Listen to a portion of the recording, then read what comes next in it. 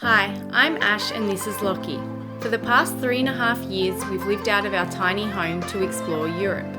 We packed up our lives in Australia to experience new places and do new things. After 3 years, one pandemic and thousands of kilometres later, we cross into Croatia. Join us and subscribe to our channel as we explore Croatia together.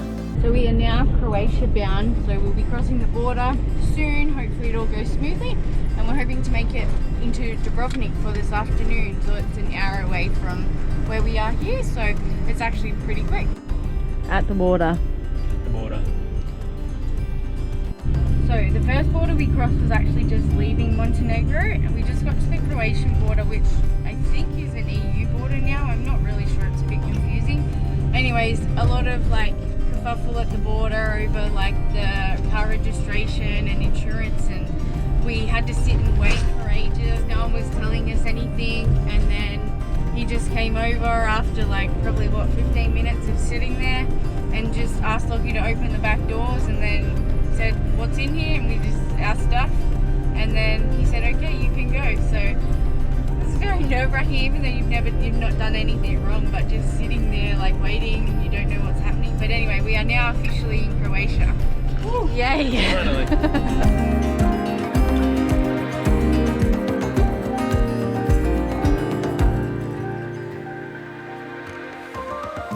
Just parked Tommy and now we are walking into Dubrovnik. Flash, try to catch this. Lockie is attempting to hitchhike. Keeps putting his thumb out. Let's see how he goes.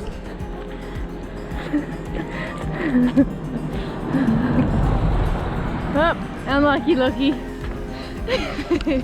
It's only a 5-kilometer walk. You can get a bus, but there's no bus timetable up, so kind of downhill the last bit, so it's fine.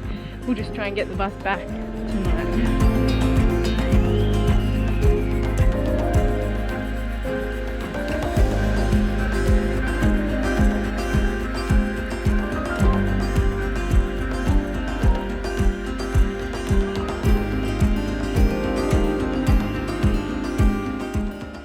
We have arrived in the old town of Dubrovnik after many years. Yeah.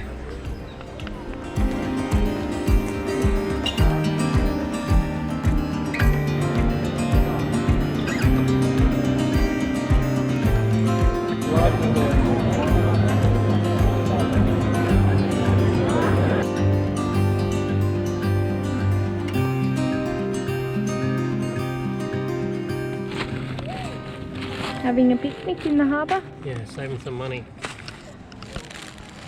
don't know if you can see, but the water's so blue.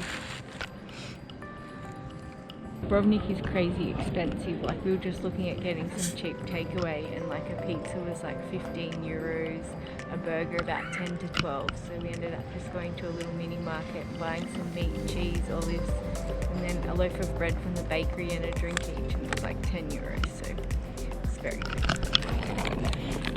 And we get harbour views. We just caught a bus into Dubrovnik this morning, and then we've just caught another bus from Dubrovnik to basically on top the last road in Dubrovnik, overlooking the city, and we're going to hike up the mountain to the viewpoint. You can get a cable car, but we're going to walk. So I think it takes, they say allow an hour, but I think a vlog I read said 30 to 45 minutes depending on how fit you are. So see how we go.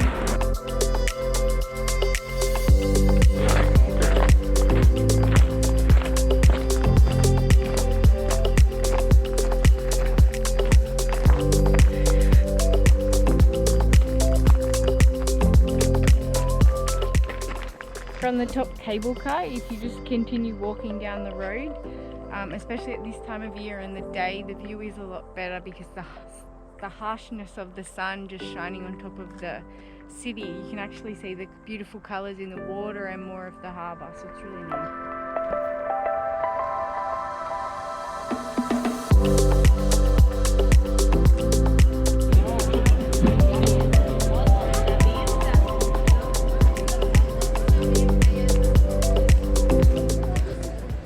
back in the old city now. We've got a picnic lunch the same as we did last night, just got some different meats and cheese, and we're gonna go sit somewhere in the shade and have lunch.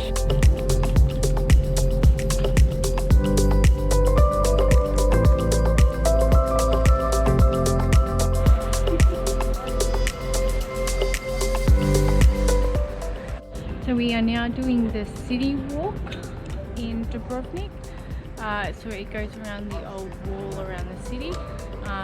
It's quite expensive. It's 250 kunas, so about 33 euros per person. Or you can buy the Dubrovnik pass, which is the same price. It includes the walk, and you can use public transport and go to some museums. So we did that.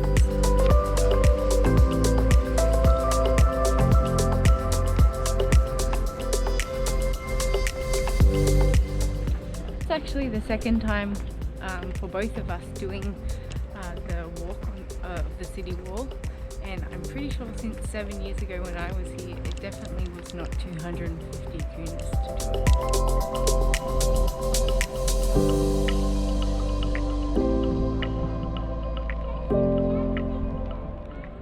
So sunset's in about 50 minutes, but unfortunately because it's out of season now, the city wall walk closes I think 4:30. You have to be down at the latest, so sunset's at 4:45. So unfortunately we couldn't be up here fully for sunset, but the sun's got nice and soft and it's not so harsh and hot up here, but it's really nice.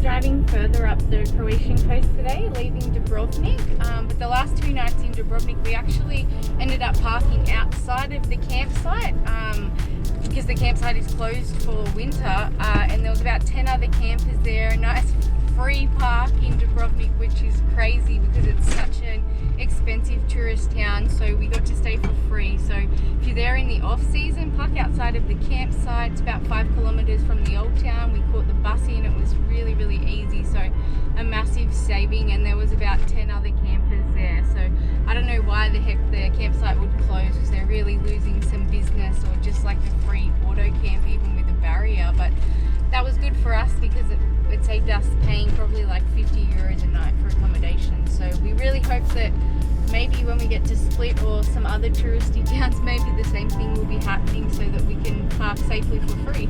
But anyway, it was really good.